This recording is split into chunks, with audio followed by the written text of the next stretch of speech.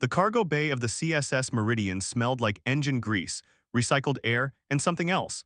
Something warm and brown-sugared that shouldn't have been possible in the cold vacuum of deep space. Sergeant Marcus Cole stood with his back against a supply crate, arms crossed, watching the scene unfold with the kind of expression a man wears when he knows he's about to regret something but can't look away. Across from him, sitting cross-legged on an overturned cargo container, was Tyler Avex, Tyla to everyone aboard, a Vithrani xenobiologist attached to the joint human-Vithrani expedition mapping the outer spiral of the Andromeda Relay Network. She was holding a chocolate chip cookie. She was holding it like it was a live grenade. Her four-fingered hands, two thumbs on each, a trait that still unnerved some of the human crew, trembled slightly as she turned the cookie over in the pale bioluminescent light of the cargo bay. Her silver-gray skin, smooth and almost metallic in certain angles, seemed to flush darker along her cheek ridges. Her large, almond-shaped eyes, the color of molten copper, were locked onto the cookie with an intensity that Marcus had only ever seen in combat veterans staring down an explosive device. "You're overthinking it," Marcus said. Tyla's head snapped up. The crest of thin, iridescent membranes that ran from her brow to the back of her skull fluttered, a Vithrani tell for agitation. Or in this case, something Marcus was beginning to realize was a lot more complicated than agitation. "I am not overthinking it," she said, her voice carrying that slight harmonic undertone that all Vithrani speech had, like a violin string vibrating just beneath the words. "I am analyzing it. There is a difference, Sergeant Cole." "It's a cookie, Tyla." It is a compressed matrix of sucrose, lipid structures, and roasted theobroma cacao seed derivatives, baked at approximately 180 degrees Celsius until the Maillard reaction achieves. "It's a cookie." Tyla's crest flattened against her skull in irritation. She looked back down at the cookie. The chocolate chips, dark, slightly melted from the warmth of the cargo bay's environmental systems, gleamed like tiny dark stars embedded in the golden-brown surface. Marcus had made them 2 days ago, just a simple batch. Chocolate chip the way his grandmother had taught him back in Knoxville, brown butter, a pinch of sea salt, a little extra vanilla. He'd baked them in the ship's small food synthesis unit, which wasn't really designed for baking but could be coaxed into it if you knew which settings to override. The crew had demolished most of the batch within hours.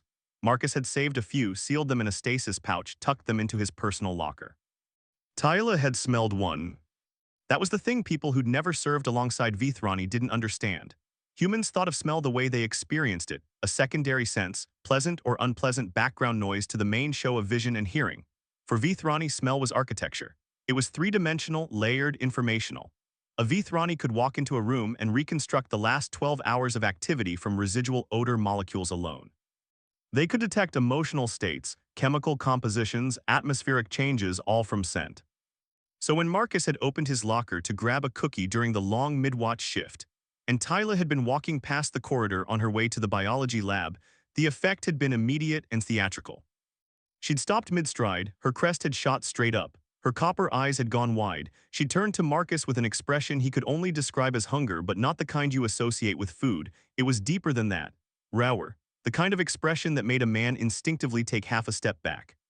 "What is that?" she demanded. "This cookie. What is it made of?" "Flour, butter, sugar, eggs, chocolate, vanilla, salt." "Bring one to the cargo bay, now I need to study it." "Study it?" "Yes, scientifically." And that was how Marcus Cole, 27-year-old combat engineer from Tennessee, found himself standing in the cargo bay of a deep space research vessel at 0300 hours, watching a 7-foot-tall alien woman have what appeared to be a genuine existential crisis over a baked good. Tyla lifted the cookie closer to her face. Her nostrils, two slits on either side of her narrow nose bridge, flared delicately. The membranes of her crest rippled again, and this time Marcus noticed something else. The flush along her cheek ridges had spread. It was darkening, moving down along the graceful curve of her neck, disappearing beneath the collar of her standard-issue Vithrani environmental suit. Her breathing had changed too, shallow, quick. The harmonic undertone in her throat had shifted pitch, gone lower, resonant, almost like a hum. "Tyla," Marcus said carefully, "you okay?" "I am fine." "You don't look fine." "I am experiencing a heightened olfactory response. This is a normal physiological reaction to a novel chemical stimulus." "Zadaho." "The volatile organic compounds emanating from this," she paused, searching for the word, "cookie, are interacting with my olfactory receptors in ways I have not previously documented. The lipid sugar matrix is producing a scent profile of extraordinary complexity. I detect approximately 347 distinct aromatic compounds, including several that bear structural similarity to, she stopped abruptly. The flush darkened again. Marcus could see it clearly now, spreading across the visible portions of her chest above the suit's collar. Her copper eyes were noticeably dilated. Similarity to what? He asked. She didn't answer. Tyler. Nothing. Similarity to what? She set the cookie down on the cargo container with exaggerated care, as if it were made of glass. Then she pressed both hands flat against the surface and stared at the wall of the cargo bay. Sergeant Cole, she said, and her voice had gone very tight, very controlled. I need you to understand something about Vithrani biology. Okay. We process chemical information differently than humans. Our olfactory system is directly connected to the limbic structures of our brain more deeply than in your species. Scent does not merely remind us of emotion. It produces emotion, directly, powerfully. Certain chemical signatures can trigger cascading neurochemical responses that are overwhelming. Marcus felt a cold beat of comprehension slide down his spine, and the cookie is doing that. The cookie is doing that. What exactly is it doing? Tyla's crest pressed flat, her jaw tightened. When she spoke, each word came out like it had been individually approved by a committee. The roasted cacao compounds contain methylxanthines, theobromine, and trace amounts of compounds that, in the Vithrani neurochemical framework, map very closely onto the receptor pathways associated with. Another pause, longer this time, mating responses. The cargo bay was very quiet. The chocolate, Marcus said slowly, is making you aroused. Yes, the chocolate is making me aroused. Are you satisfied? Marcus pressed his lips together very hard. He stared at the ceiling. He stared at the floor. He stared at anything that was not the 7-foot-tall alien woman who was currently blushing from her hairline to her collarbone because of a chocolate chip cookie. I'm sorry, he said, and his voice cracked slightly on the second word because he was physically fighting the laugh that was building in his chest like steam in a kettle. This is not funny, Sergeant. I know it's not. I'm sorry, it's just.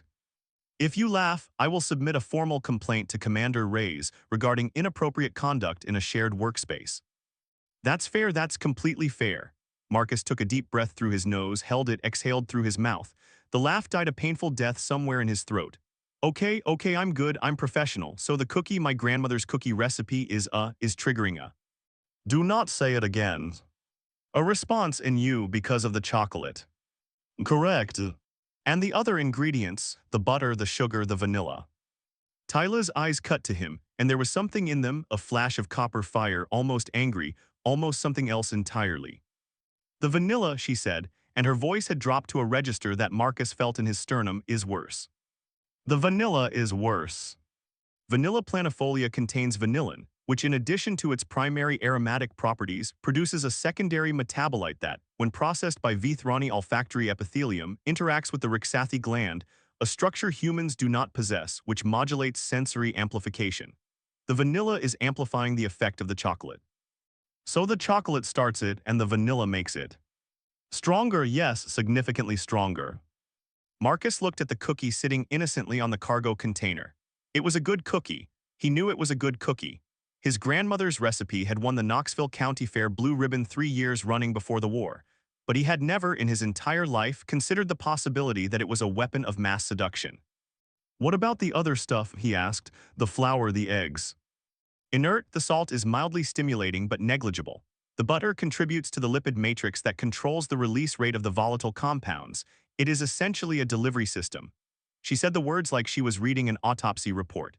Your grandmother, Sergeant Cole, inadvertently created a perfectly calibrated neurochemical trigger for the Vithrani nervous system. My grandmother was 83 years old and made these for church picnics. Your grandmother was a genius. Marcus couldn't argue with that, he'd thought so for years. The silence that followed was thick, complicated, and smelled like chocolate chip cookies. Tyla sat very still, her hands flat on the cargo container, her crest slowly rising back to its neutral position as she visibly worked to compose herself. Marcus stood equally still, watching her, trying very hard to think about anything other than what was happening. He failed. The thing was, and Marcus was not proud of this thought, but it was there, unbidden and stubborn. Tyla was not unattractive, by any objective measure. The Vithrani were a striking species, all long lines and elegant proportions, and Tyla was striking even by Vithrani standards. She was lean but not thin, with the kind of graceful musculature that spoke of a species evolved for endurance running across the vast savannas of their homeworld. Her face was angular but refined, with high cheekbones and a strong jaw that gave her an almost regal cast. The crest membranes, when they weren't broadcasting her emotional state like a neon sign, caught the light in ways that shifted through greens and purples and golds, like an oil slick on water. And right now, in the pale light of the cargo bay, with that dark flush still visible along her neck and her copper eyes slightly glassy, she looked. Marcus redirected his thoughts firmly to engine maintenance schedules. So he said, "What do you want to do about this, scientifically speaking?" Tyla looked at the cookie, then she looked at Marcus, then she looked at the cookie again. "I want to understand it," she said. "I want to understand why out of all the chemical compounds in this galaxy, all the molecules I have cataloged, all the substances I have encountered in 6 years of deep space research, this is the one that," she stopped, swallowed, her throat moved visibly, "that affects me this way." "It's a good cookie. That is not a scientific explanation. It's the only one I've got." Tyla exhaled a long, slow breath that Marcus noticed carried a faint tremor at the end. She closed her eyes. When she opened them, something had shifted. The raw, almost pained edge was still there, but it was layered now with something else. Curiosity, determination, the particular look of a scientist who had found a problem that refused to be ignored. "I need to document this properly," she said. "Will you assist me?" "Assist you how?" "I need to test the parameters, the concentration of the response, the duration, whether repeated exposure produces sensitization or habituation, whether the effect is specific to this recipe or generalizable to other chocolate vanilla matrices." She paused. "I am asking you to help me conduct a controlled experiment." Marcus looked at her, then at the cookie, then at her again. "You want me to help you study why my grandmother's cookie makes you," he stopped himself, "why it produces that response." "Oh, yes." "And you're going to document this, scientifically." "Oh, yes." "And this documentation will go where exactly?" Tyla hesitated for just a fraction of a second, but Marcus caught it. "It will be included in my report on xenobiological chemical interactions, submitted to the Joint Research Council." So there's going to be an official document, on file with the Joint Research Council, about how a human cookie. Sergeant Cole. Right, controlled experiment, scientific, I'm in. The first test was proximity. Tyla asked Marcus to place the cookie on a crate approximately 3 meters from her position. She sat with her back to it, eyes closed, breathing normally. Marcus watched her crest. It was the most reliable indicator he'd learned. For 30 seconds, nothing. The membranes lay flat, relaxed. Then Marcus unsealed the stasis pouch and opened it. The effect was not subtle. Tyla's crest snapped upright. Her shoulders tightened. Her hands, resting on her knees, curled into fists. She turned her head slightly, just a few degrees, and Marcus could see her nostrils flaring as the scent molecules reached her. "At 3 meters," she said, her voice strained but controlled, "I am detecting the primary aromatic compounds. The butterlipid base, the caramelized sugars, the chocolate is present, distinguishable. The vanilla is," she paused, her crest flickered. "The vanilla is present. On a scale of 1 to 10. A 2, perhaps 3, manageable." Marcus moved the cookie closer, 2 meters. Tyla's breath hitched, audibly. Her crest began to shimmer, the membranes cycling through colors in a way Marcus hadn't seen before, shifting from pale green to a deeper, warmer hue that he couldn't name, but that made something in the back of his brain sit up and pay very close attention. 5, she said, and her voice had changed. The harmonic undertone was stronger now, vibrating in a register that Marcus felt more than heard. "The chocolate compounds are reaching threshold concentration. The vanilla is," she stopped, her jaw clenched, "is contributing." 1 meters. Tyla's eyes opened. They were fully dilated now, the copper iris's thin rings around wide black pupils. The flush had returned, spreading down her neck in dark streaks that Marcus could see even in the dim cargo bay light. Her breathing was rapid and shallow, and her crest was a kaleidoscope of shifting color, greens and golds, and something that looked almost like rose. 8, she whispered. "Do you want me to?" "No," the word came out sharp, almost fierce. "Continue." Marcus hesitated. He looked at her, really looked past the alien biology and the scientific context and the absurdity of the situation, and saw something that made his chest tight. She was shaking. Not with fear, not with cold, but with the effort of holding herself still, holding herself together against a sensory input that was clearly pushing her to her limits. And she was choosing not to retreat. She was choosing to endure it, to quantify it, to understand it. It was, Marcus realized, the bravest thing he'd seen anyone do in a long time. Braver in its own quiet way than anything he'd witnessed on a battlefield. He placed the cookie on the crate directly in front of her, half a meter away. Tyla stared at it. Her whole body was trembling now, fine, controlled vibrations like a plucked string. The flush had spread to her hands, darkening the silver-gray skin to something almost bronze. Her crest was fully extended, every membrane rigid and blazing with color, cycling through shades that Marcus had no names for, colors that human eyes might not have been able to fully process. 9, she breathed, then after a long moment, 9.5. Is that the maximum? I don't know. Her voice was barely above a whisper. The harmonics in it had gone low and deep, resonating in Marcus's bones. I have not experienced anything this is. She pressed her lips together, closed her eyes. Two tears, dark, almost black, the way Vithrani tears were slid down her cheek ridges. Marcus reached out and sealed the stasis pouch. The scent cut off instantly. Tyla gasped, a raw, broken sound, and sagged forward, catching herself on the cargo container with both hands. Her crest collapsed slowly, the colors fading back to neutral green. Her breathing was ragged, desperate, like she'd just surfaced from deep water. For a long time, neither of them spoke. Then Tyla lifted her head and looked at Marcus, and there was something in her copper eyes that he had never seen before. Something raw and open and terrifyingly honest. That, she said, was the single most intense sensory experience of my life. Marcus swallowed. I'm sorry. Do not apologize. Her voice was still shaky but firming up, the scientist reasserting control over the overwhelmed organism. Do you understand what you have just helped me document? In 37 years of life across 4 star systems through 2 doctoral programs and 1,000 research expeditions, nothing has ever affected me like that. Nothing, not the phosphorescent caves of Vithra Prime, not the deep ocean thermal vents of Kalshar, not, she stopped herself. Drew a breath. Not anything's. It's a cookie, Tyla. It is not a cookie. She stood abruptly and her legs wobbled slightly before she steadied herself. She pointed at the sealed pouch with a trembling finger. That is a chemical masterpiece. The way the lipid matrix controls the release curve. The way the Maillard reaction products interact with the vanilla metabolites. The way the theobromine compounds map onto Vithrani neuroreceptor pathways with a specificity that is statistically impossible without deliberate design. She was packing now, her crest rising again with excitement rather than arousal. Marcus could see the difference in the color pattern, brighter now, more energetic. Your grandmother didn't just make a cookie, Sergeant Cole. She made a key. A key? A key that fits a lock she didn't even know existed. Human and Vithrani neurochemistry diverged over 200 million years of independent evolution. The probability of a human food product randomly producing this specific a response in Vithrani biology is she stopped packing. Did something in her head that Marcus assumed was math. Her crest went flat. That's not possible, is it? Marcus said. It is not possible, Tyla confirmed, which means it is not random. They sat facing each other across the cargo container. The cookie, sealed safely in its pouch, sat between them like a small, dangerous artifact. Tyla had pulled up her personal datapad and was scrolling through biological databases with the frantic energy of someone who had just discovered that the universe was weirder than they'd thought. I need to run a comparative analysis, she said, not looking up from the screen. The Vithrani Rixathi gland, the structure I mentioned, the one the vanilla interacts with, it's unique to our species. No other known species has it. We've never been able to determine its evolutionary purpose. It produces a cascade of neurochemicals that we've categorized as Veshara, roughly in your language, deep pleasure, but we've never identified the natural trigger. And you think the cookie is mimicking the trigger?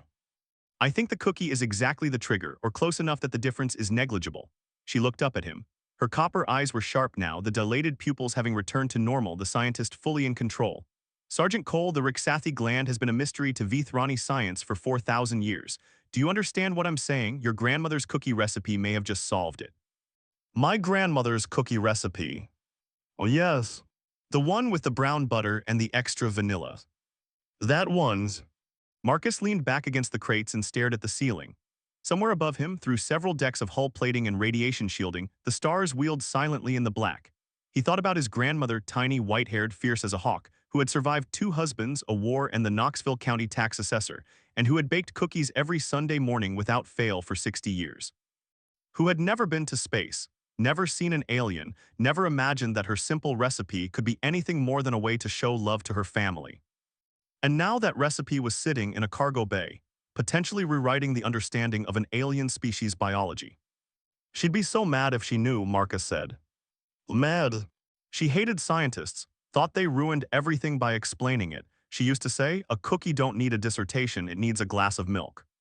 Tyla stared at him for a long moment, then something happened that Marcus had never seen before. Tyla laughed. It wasn't a small laugh. It wasn't polite or controlled or harmonic. It was a full, unguarded, helpless laugh that erupted from her chest and echoed off the cargo bay walls, and it was the most human sound Marcus had ever heard a Vithrani make. Her crest flared with it, bright, joyful colors, gold and green and white, and she pressed both hands over her mouth as if trying to contain it and failed completely. "A glass of milk," she repeated, and dissolved into laughter again. Marcus grinned. He couldn't help it. The sight of this elegant, 7-foot-tall alien scientist losing her composure over the idea of pairing his grandmother's cookie with milk was, without question, the best thing he'd seen in 6 months of deep space deployment. When Tyla finally recovered, wiping dark tears from her cheek ridges with the back of her hand, she looked at Marcus with an expression that made his grin falter slightly.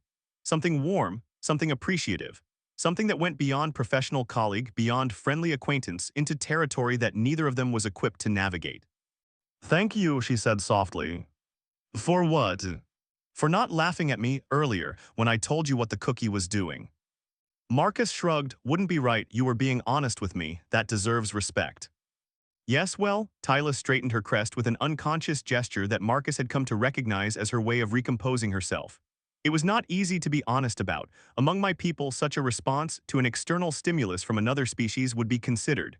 She searched for the word, "shameful." "Shameful?" Vithrani mating responses are private, intimate. To experience one involuntarily in the presence of another person and to admit it, her crest dipped. "It is not done." "But you did." "I did," she met his eyes, "because I am a scientist and because you," she stopped. The flush crept back along her neck just slightly, "because you did not make it shameful." Marcus held her gaze. The cargo bay hummed around them, the eternal white noise of a living ship. The moment stretched, thin and fragile, and charged with something that neither of them had a framework for. Then the ship's intercom crackled. "Attention all hands, this is Commander Reyes. We will be exiting relay jump in approximately 2 hours. All personnel report to stations for post-jump diagnostics. Reyes out." The spell broke. Tyla blinked, looked away, busied herself with her datapad. Marcus cleared his throat and stood up. "So," he said, "what happens now with the research?" Tyla was quiet for a moment. "Then, I would like to continue the experiments under more controlled conditions with additional variables." "Additional variables?" "Other recipes, different concentrations of chocolate and vanilla. I need to determine the precise parameters of the response curve." She paused, still not looking at him. "I would also like to try it with milk." Marcus bit the inside of his cheek so hard he tasted copper. "I'll see what I can do about the milk," he said. The next 3 weeks were the strangest of Marcus Cole's life. Word spread through the ship, as word always does, but not in the way Marcus expected. He'd braced himself for jokes, for teasing, for the kind of crude humor that was the default currency of any military vessel. Instead, what spread was something quieter, something almost reverent. Because Tyla, in her capacity as the expedition's senior xenobiologist, had submitted a preliminary research brief to Commander Reyes. The brief was classified. Marcus didn't see its contents, but its existence became known, and with it, the general understanding that something scientifically significant had been discovered in the cargo bay that night. The crew, to their credit, didn't pry. They just watched Marcus with knowing looks and slight smiles whenever he headed for the food synthesis unit. Marcus baked a lot. He started with variations on the original recipe: double chocolate, triple vanilla. White chocolate. Tyla reported this produced a milder but more sustained response, rated a 6 out of 10. Dark chocolate, 70% cacao, and 8 with what Tyla described as more angular sensory qualities. He made brownies, dense, fudgy ones, and Tyla rated them a 7, noting that the higher moisture content altered the volatile compound release profile. He made vanilla bean cookies with no chocolate at all, and Tyla reported a 5, pleasant but incomplete, which confirmed that the effect required the synergy of both compounds. He made snickerdoodles just to see what would happen. Nothing, Tyla reported, looking almost disappointed. The cinnamon produces a pleasant warming sensation but does not interact with the Rixathi pathways. It is merely nice. "Merely nice," Marcus repeated. "I'll tell my grandmother you said her snickerdoodles are merely nice." "I meant it as a compliment. By Vithrani standards, nice is." "I know what you meant, Tylas." They had fallen into a rhythm. Every third night cycle, when the ship was quiet and most of the crew was in their bunks, they met in the cargo bay. Marcus brought whatever he'd baked that day. Tyla brought her datapad and her sensors and her relentless scientific discipline. They ran tests. They took measurements. Tyla documented everything with the meticulous precision of a researcher who knew she was onto something historic. And somewhere along the way, Marcus couldn't have said exactly when the nature of the meetings shifted. It was in the small things. The way Tyla began saving him a seat next to her on the cargo container instead of sitting across from him. The way she stopped referring to him as Sergeant Cole and switched to just Marcus, and the way the harmonics in her voice softened when she said it. The way she started asking questions that had nothing to do with the research. What was your grandmother like? She was small, like really small, 5 foot nothing, but she had this presence, you know. When she walked into a room, everybody shut up. Not because she was mean, she was the sweetest person alive, but because you wanted to hear what she'd say. That sounds like a Vithrani elder. She would have hated that comparison. She thought aliens were fine in theory, but she didn't want any in her kitchen. And yet her kitchen produced the most significant xenobiological discovery of the decade. Marcus laughed. She'd have called you a fancy word for it and offered you lemonade. I would have accepted the lemonade. I know you would have, Tylas. These conversations would stretch on for hours, the cookie research long finished, the datapad forgotten on the crate beside them. They talked about everything. Marcus told her about Knoxville, about the hills in autumn, about the smell of his mother's garden after rain. Tyla told him about Vithra Prime, about the endless golden grasslands that stretched from horizon to horizon, about the twin sunsets that painted the sky in colors that human eyes couldn't see, about the way the wind sounded when it passed through the great crystalline spires of the Vithrani cities. It sounds beautiful, Marcus said. It is, but I have not been home in 4 years. The relay network is slow and the research, she stopped, her crest dipped. Sometimes I forget what the wind sounds like. You'll go back when the mission's done. Will I? She looked at him, and there was a vulnerability in her copper eyes that made his chest ache. Sometimes I think the hardest part of exploring the galaxy is not the distance. It is the knowledge that every day you spend out here, the place you left behind becomes more like a memory and less like a home. Marcus didn't know what to say to that, so he didn't say anything. He just sat next to her on the cargo container, shoulder to shoulder, her shoulder considerably higher than his, and let the silence hold them. The breakthrough came on the 19th night. Tyla had been running a molecular analysis on the vanilla extract Marcus used, the real stuff, not synthetic, which he'd special ordered through 3 relay jumps at ridiculous expense because he refused to use imitation anything in his grandmother's recipes, when she suddenly went very still. Marcus. Her voice was different, flat, controlled, the way a voice sounds when the person behind it has just seen something that has reordered their understanding of the universe. Yes. Come look at this. He moved around the crate and looked at her datapad screen. It showed a molecular structure, complex, branching, covered in annotation tags that meant nothing to him. What am I looking at? This is the secondary metabolite in the vanilla, the one I told you about, the one that interacts with the Rixathi gland. She traced the structure with one finger. I ran a comparative analysis against the Vithrani genomic database. I was looking for the evolutionary origin of the Rixathi receptor, the natural compound it was designed to respond to. And I found it. She looked at him, her copper eyes were wide. Marcus, this metabolite, this specific molecule, in this specific configuration, it matches, almost perfectly, a 98.7% structural correlation with Veshara blossom nectar. Veshara blossom. The sacred flower of Vithra Prime. It grows only in the deep grasslands in a single region of the southern continent. It blooms for 3 days every 7 years. The nectar is, she stopped, swallowed. Among my people, the Veshara nectar is considered the most intimate substance in existence. It is used in. She didn't finish the sentence. She didn't need to. Marcus looked at the molecular structure on the screen, then at the cookie, then at Tyla. Vanilla, he said. Vanilla, she confirmed. Earth vanilla, a plant that evolved on a planet 6 million light-years away from Vithra Prime, in a completely different ecosystem, with no connection whatsoever to your species' biology. Produces a compound that is a near-perfect analog for the most neurochemically potent substance in Vithrani biology. Tyla's voice was barely a whisper. The statistical impossibility of this is so extreme that it essentially proves directed panspermia. Directed? Someone Marcus something, seeded both our worlds, planted the same chemical blueprint on 2 planets separated by 6 million light-years. Your vanilla and our Veshara blossom are not related by accident, they are related by design. The cargo bay felt very small suddenly. Marcus sat down heavily on the nearest crate. Who, he asked. I don't know, but whoever it was, they wanted our species to have this in common. They wanted, she looked at the cookie, her crest flickered. They wanted this connection to exist. Marcus stared at the cookie, his grandmother's cookie. The one she'd baked for church picnics and school fundraisers and family reunions. The one that, according to the data on Tyla's datapad, contained a molecular key designed by some unknowable intelligence to unlock the deepest neurochemical responses of an alien species. Somebody put vanilla on Earth, he said slowly, and Veshara blossom on Vithra Prime because they wanted humans and Vithrani to. What? Share cookies. Tyla looked at him, and again that expression, warm, open, unguarded, broke through her scientific composure like sunlight through clouds. Perhaps, she said, they wanted us to share more than cookies. The silence that followed was the loudest thing Marcus had ever heard.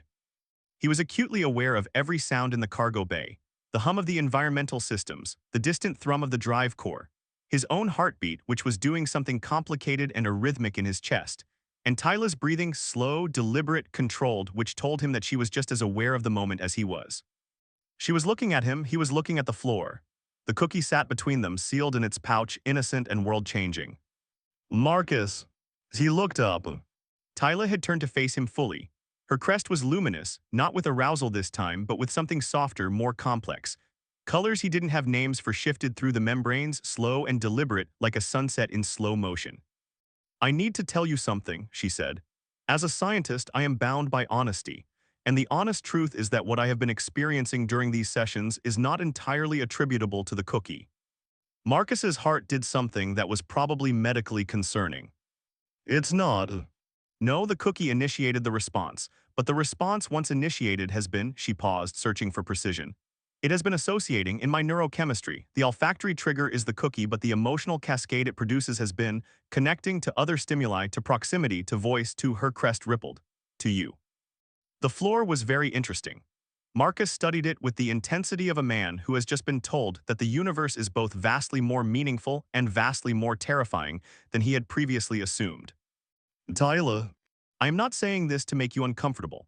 I am saying it because I have spent my entire career pursuing truth, and the truth is that I have developed feelings for you that are inextricable from the phenomenon we have been studying, and I do not know if those feelings are real or if they are an artifact of the neurochemical response, and that uncertainty is, her voice cracked just slightly.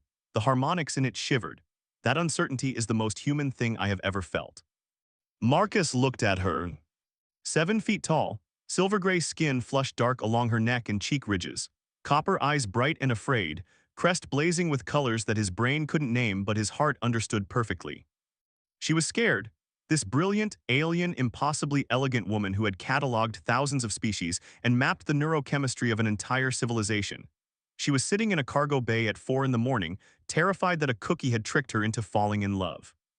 Marcus reached out and picked up the stasis pouch, held it in his hand for a moment, felt the slight warmth of it even through the sealing material. Then he set it down, slid it across the crate, and pushed it gently toward Tyla. Open it, he said. Tyla stared at him. What? Open the pouch. Marcus, Open it, take out the cookie, hold it, smell it, do whatever you need to do. He met her eyes. And then tell me with the full effect, with everything hitting you at once, whether what you feel is just the cookie. Tyla's hand trembled as she reached for the pouch. She broke the seal. The scent bloomed outward, butter and sugar and chocolate and vanilla, the warm brown sugar perfume of a Knoxville kitchen on a Sunday morning, and Tyla inhaled sharply. Her crest exploded with color, her eyes dilated. The flush cascaded down her neck and across her chest in a dark wave. She gripped the cookie with both hands and pressed it against her chest and squeezed her eyes shut and shook, a full-body tremor that was not fear, not pain, not anything Marcus could have named except overwhelming. And then she opened her eyes and looked at him, and the look on her face was not the look of someone being controlled by a chemical reaction.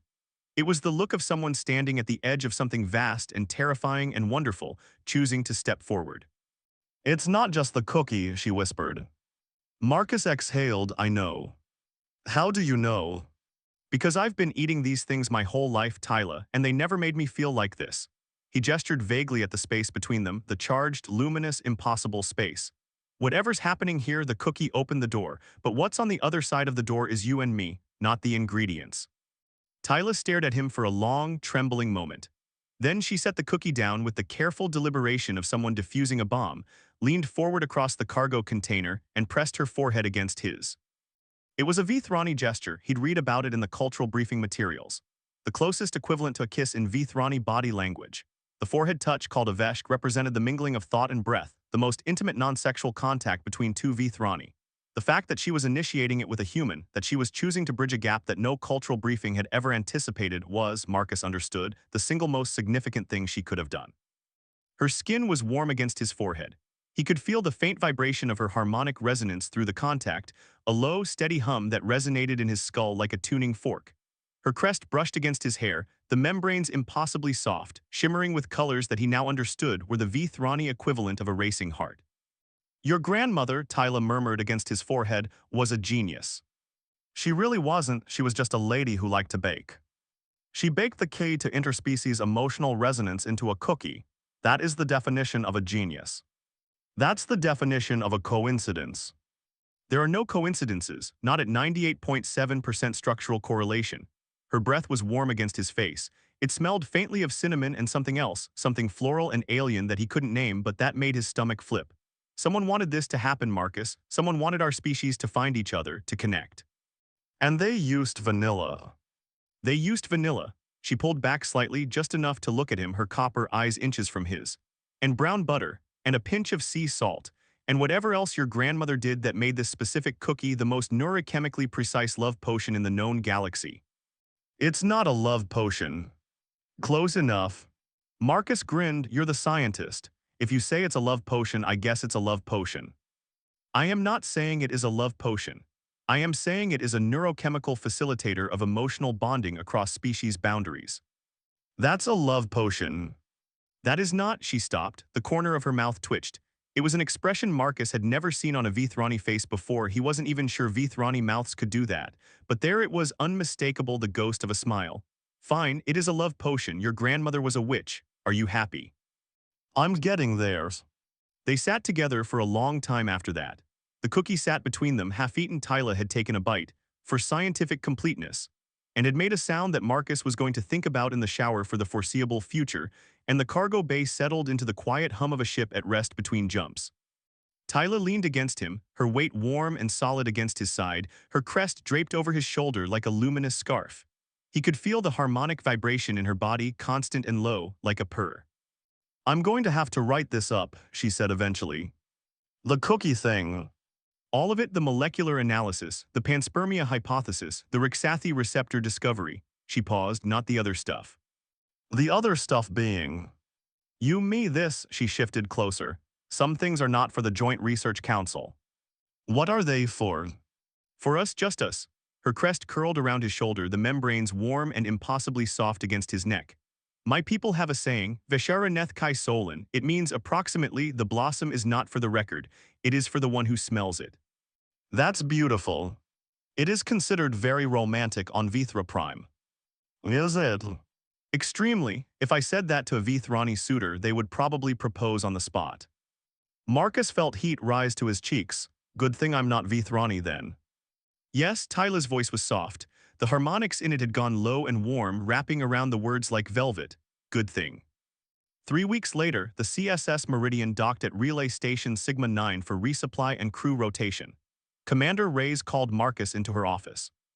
Marcus stood at attention while the commander, a no-nonsense woman with silver hair and a prosthetic left arm from the Cygnus incident, read something on her datapad. The silence stretched. Cole, ma'am, sit down, he said. Reyes set the datapad on her desk. It showed a formal document, header, classification markings, the Joint Research Council seal. Dr. Tyler-Avex has submitted her preliminary findings to the Council, Reyes said. I've been asked to review them before they're relayed to Earth and Vithra Prime. Yes, ma'am. The findings are extraordinary. Directed panspermia hypothesis supported by molecular evidence. Potential implications for human Vithrani evolutionary history. She's requesting additional funding for a dedicated research program. Reyes paused. She's also requesting that you be assigned to the program as her primary culinary consultant. Culinary consultant. That's what it says. Marcus pressed his lips together very hard. The Council is inclined to approve, Reyes continued. The molecular data is compelling. If the panspermia hypothesis holds up, it's the discovery of the century, maybe the millennium. She fixed Marcus with a look that could have stripped paint. Which means, Sergeant, that you are about to become one of the most important people in human-xeno relations, and the reason for that is a chocolate chip cookie. Yes, ma'am. Do you have anything you'd like to say about that? Marcus considered, my grandmother would have hated this. Ray stared at him. Then she snorted, a sound so undignified and human that Marcus almost fell out of his chair and shook her head. Get out of my office, Cole. Yes, ma'am. And Cole. He stopped at the door. Dr. Tyler Avex also submitted a personal addendum to her report. Classified at my level, so I can't share the contents. But she wanted me to know that you handled the situation with, and I'm quoting here, a degree of emotional intelligence and fundamental human decency that exceeded every expectation I held for your species. Marcus didn't know what to say to that. He stood in the doorway, feeling the heat in his face, and said nothing. High praise from a Vithrani, Reyes added. They don't give compliments, they give accurate assessments. That was the most accurate assessment of a human being I've ever read. Marcus swallowed, thank you, ma'am. Don't thank me, thank whoever put vanilla on Earth. She looked back at her datapad, dismissed. He found Tyla in the biology lab, packing her samples for transport to the station's research wing. She looked up when he entered, and her crest immediately flushed with warm colors, gold and amber, and something that looked, in the lab's white lighting, almost pink. Marcus, how did it go? I've been promoted to culinary consultant. The council approved. Commander Reyes says it's the discovery of the millennium. Tyla's crest blazed, the millennium. Also, apparently you said some nice things about me in a personal addendum. The flush darkened dramatically, that was classified. Commander Reyes shared the general sentiment, not the specifics. I am going to file a complaint about chain of command information security protocols. You do that. She turned away, busying herself with a sample container, and Marcus watched the colors shift through her crest, embarrassment fading into something softer, warmer, more certain. He walked over to her, stood close. Not touching but close enough to feel the warmth radiating off her skin. Tyla. She didn't turn what? When we get to the station, the research wing, the new program, all of it, I want to keep doing this. The research, the cookies, he gestured between them. This. She turned, looked down at him, 7 feet of silver-gray alien scientist. Copper eyes bright, crest luminous with colors that meant things he was still learning to read. I was not planning to stop, she said. Good. Marcus. Yes. Bring the recipe, the original one, your grandmother's. I always do. She reached out and took his hand, 4 fingers against 5, 2 thumbs against 1, and held it with a gentle certainty that made something in his chest expand until it pressed against his ribs. To new discoveries, she said. To new discoveries. And somewhere in the vast and indifferent darkness between the stars, whatever ancient intelligence had seeded 2 worlds with the same molecular blueprint for connection, had hidden the key to interspecies understanding in a flowering vine on Earth and a golden blossom on Vithra Prime, had woven the deepest intimacy into the most ordinary of human pleasures. Whatever it was, perhaps for the first time in 6 million years, satisfied. The cookie had done its job.